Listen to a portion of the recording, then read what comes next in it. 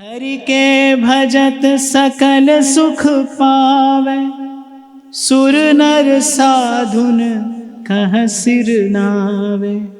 ऐसो प्रभु तज और ही जाने, माता तज स्वपची जो माने। एक प्रकार से ग्रंथकार कहते हैं कि प्रभु को छोड़कर किसी और का भजन करे, और ऐसे प्रभु को छोड़कर। गोस्वामी जी ने भी जब कहा तो ये नहीं कहा प्रभु को छोड़कर, बोले ऐसे प्रभु। अस प्रभु छाड़ी भजहि जे आना, ते नर पशु बिन पूछ समान। हमारे ध्रुवदास जी कह रहे हैं, ऐसे रसिक किशोर प्रभु जिन न भजे चित लाय। पशु पंछी ताको सबे, मानत अपनो राय। ऐसे रसिक किशोर प्रभु, ऐसे प्रभु को छोड़कर जो किसी और का भजन करे, किसी और का आश्रय करे, कह रहे माता तज स्वपची जो माने। अर्थात कोई अपनी माता को छोड़कर किसी चांडाली को अपनी माता कहे, माता बैठी हो सामने, अपनी माता को छोड़कर किसी चांडाली को अपनी माता कहे, ऐसी गति है उस जीव की। हरि के भजत सकल सुख पावे, सुर नर साधुन कहाँ सिर नावे। द्रुम के पेड़ जुजो जल नावत, पान फूल शाखा सुख पावत। वारी पेड़ डारिन पर डारे, वृद्धे नहीं घट कोटि पखारे। भूखे हाथ पाम इंद्रिन दुख, भोजन करत सबे पावे सुख। खीर खांड कर चरण लपेटे, हो ही न बल बिन प्राणन भेटे। हरि के भजत सकल सुख पावे, सुर नर साधुन कहाँ सिर नावे। कह रहे हैं कि द्रुम के पेड़ जो जल नावत, पान फूल शाखा सुख पावत। जैसे वृक्ष की जड़ का सिंचन करने से वृक्ष का एक एक पत्र, शाखा, फल फूल सब पुष्ट हो जाते हैं, हरे भरे हो जाते हैं, उसी प्रकार एक श्री हरि का भजन करने से सब तुष्ट हैं, सब प्रसन्न हैं। और फिर उसके विपरीत कहते हैं कि मूल को छोड़कर कोई एक एक पत्ते को धोता मांझता फिरे, तो कह रहे कोटि घट से कोई वृक्ष को पखार दे, वृक्ष को धो दे, पर वृक्ष हरा भरा नहीं रह सकता। फिर एक और बड़ा सुंदर उदाहरण देते हैं, भूखे हाथ पांव इंद्रिन दुख। जब भूख लगती है और भूख लगे और आप भोजन न दो, तो ऐसा नहीं है कि केवल पेट को पीड़ा है, सारा शरीर कष्ट पाता है, सारा शरीर निढाल हो जाता है जब भूख लगती है तो। पर कहते हैं कि भूखे हाथ पांव इंद्रिय दुख, भोजन करत सबे पावे सुख। और जैसे ही आप पेट में भोजन डालते हैं, सारा शरीर पुष्ट हो जाता है। फिर उदाहरण देते हैं कि जो भी व्यंजन आप पा रहे हैं, थोड़ा सा हाथ पर लपेट लीजिए, थोड़ा सा पांव पर, और थोड़ा सा यहाँ वहाँ। क्या शरीर का कष्ट दूर होता है? शरीर का कष्ट तो भोजन खाने से दूर होता है।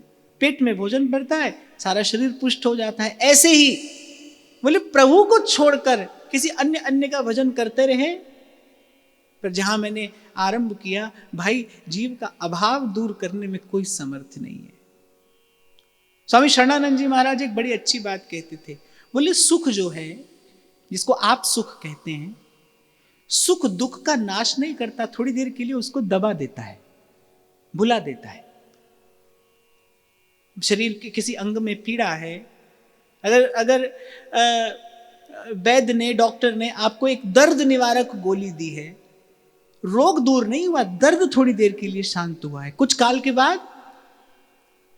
के बाद फिर पीड़ा होगी। और यदि आप उस पीड़ा के मूल का निवारण नहीं करते, तो आपको नहीं लगता कुछ काल के बाद वो पीड़ा और उस पीड़ा का कारण और अधिक बढ़ जाएगा? ऐसा होता है ना, यदि आप पीड़ा के कारण को दूर नहीं करते, तो एक दिन एक गोली खानी पड़ती है, 2-4 महीने के बाद वो एक गोली कुछ काम नहीं करती, फिर आपको 2 खानी पड़ती है, फिर 4 खानी पड़ती है।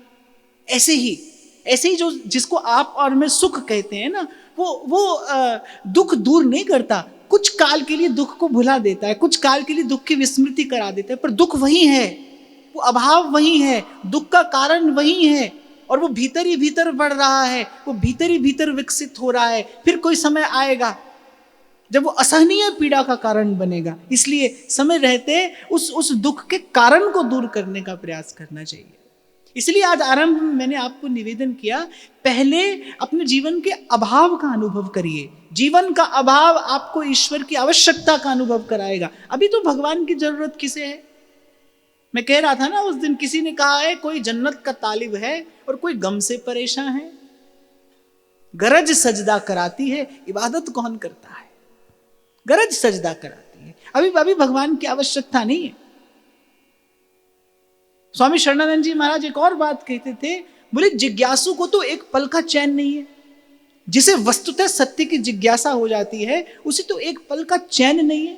ध्रुवदास जी कहते हैं, खान पान सुख चाहत अपने, तिनको प्रेम छुबत नहीं सपने। और अभी आप में देखें तो अभी तो ठीक है, संसार अच्छा भी लगता है, बुरा भी लगता है।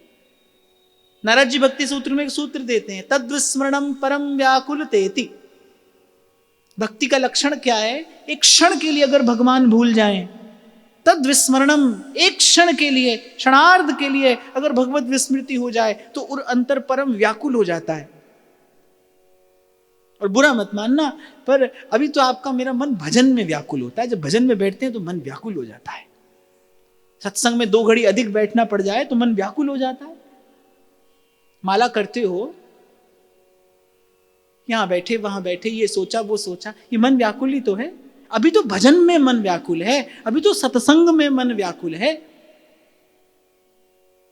ये तो हमने यहां पर समय इतना ही रखा है कि आप में सुख शांति से बैठकर मैं भी थोड़ा सा कह सकूं, आप भी थोड़ा सा सुन सके। लेकिन देखो 2-4 घंटा किसी दिन मैं आपको बैठा लूं तो सबका प्रेम सामने आ जाएगा। पर मैंने एक संत से सुना था, बोले भाई उतना पिलाओ जितना पिलाने के बाद सामने वाले की प्यास थोड़ी रह जाए।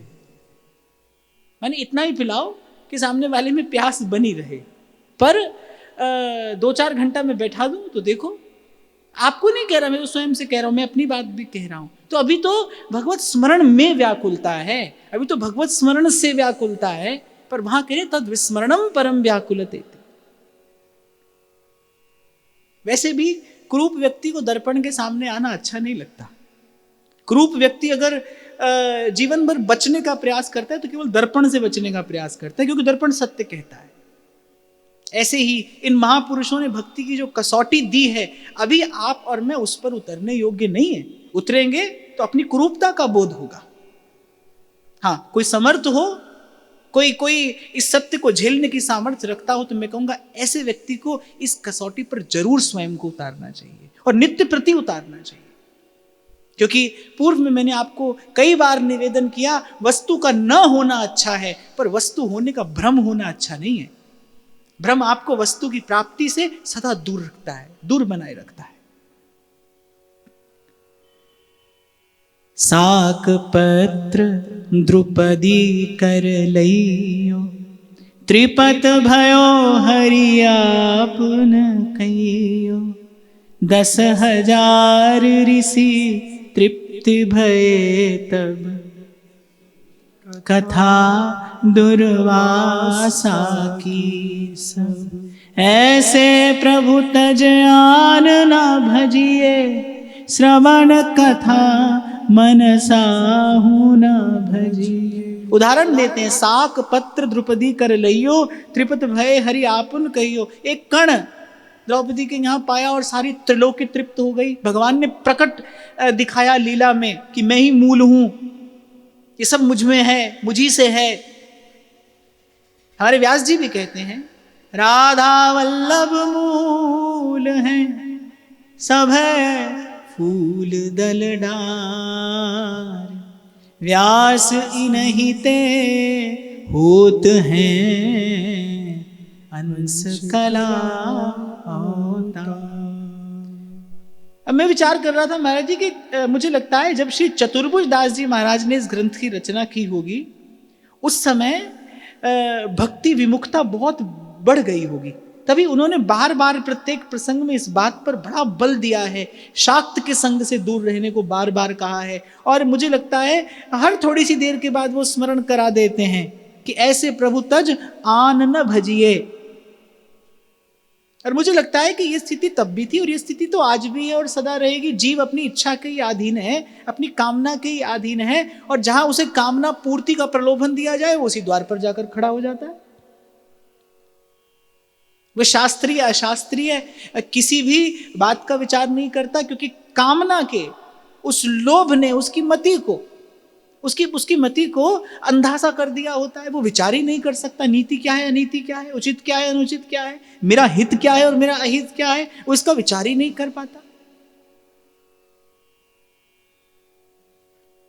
तो इसीलिए बार बार सावधान करते हैं कि भाई ये जीवन का अभाव प्रभु के प्रेम से दूर होता है, प्रभु का प्रेम प्रभु को भजने से प्राप्त होता है। और साथ ही जीव को निर्भय करने के लिए भी कहते हैं कि किसी भी बात से, किसी भी स्थिति में भयभीत होने की आवश्यकता नहीं है। कहा करे रस खान को कोई दुष्ट लबार, पत राखन वारो आप हो जब माखन चाखन हार। एक भरोसो एक बल एक आस विश्वास, एक राम घन श्याम हित, चातक तुलसी दास। एक भरोसो एक बल एक आस विश्वास। जब श्री गोस्वामी जी ने श्री ठाकुर जी से कहा कि भले बने हो नाथ पर तुलसी मस्तक तब नवे जब धनुष बाण लो हाथ, तो क्या गोस्वामी जी ने श्री कृष्ण की निंदा की? ना, ऐसा नहीं है। प्रेम की गति है ऐसी वक्र है, अनन्यता का भाव ऐसा ही बांका होता है। और प्रभु ने आदर किया। आदर क्या किया? प्रभु ने गोस्वामी जी के इस भाव को दुलराया। वही बिल्व मंगल हट कर बैठे कि मुरली और लकुट धारण करिए, तो प्रभु ने धनुष बाण छोड़कर भक्त के लिए मुरली और लकुट धारण किया। और वस्तुतः इसी प्रकार की अनन्य भावना ही भक्ति को सुधन्य बनाती है। यही भक्ति का सौभाग्य है। भक्ति सौभाग्यवती कब होती है? जब अनन्य हो जाती है, जब एक इष्ट आराध्य के चरणों में वृत्ति सहज प्रवाहमान होती है, तब भक्ति अनन्य होती है। और यही भक्ति भावना का सौभाग्य है। जैसे एक सौभाग्यवती स्त्री सब श्रृंगार कर ले, लेकिन यदि उसके मस्तक पर वो रोरी की बिंदी ना हो तो उसका श्रृंगार अपूर्ण है। ऐसी सब गुण हो, लेकिन भक्ति यदि अनन्य नहीं है तो उसका श्रृंगार अपूर्ण है, वो सौभाग्यवती नहीं है। अनन्यता भक्ति का सौभाग्य है। इसलिए बार बार जीव को प्रत्येक प्रकार से सचेत करते हुए और बल देते हुए भी कहते, भाई भयभीत मत होना। बहुत से लोग तो केवल इसी भय से बेचारे द्वार द्वार भटकते रहते हैं कि अमुक देवी नाराज हो गई तो हमारा क्या होगा, अमुक देवता को नहीं मनाया नहीं रिझाया तो हमारा क्या होगा। कुछ नहीं होगा बाप, कुछ भी नहीं होगा। कौन मिटाए उसे जिसको राखे पिया। इस भय को दूर रखना, अपने निकट न आने देना। संत अपनी वाणी में कहते, रत्ती घटे न तिल बढ़े जो लिख दी करतार।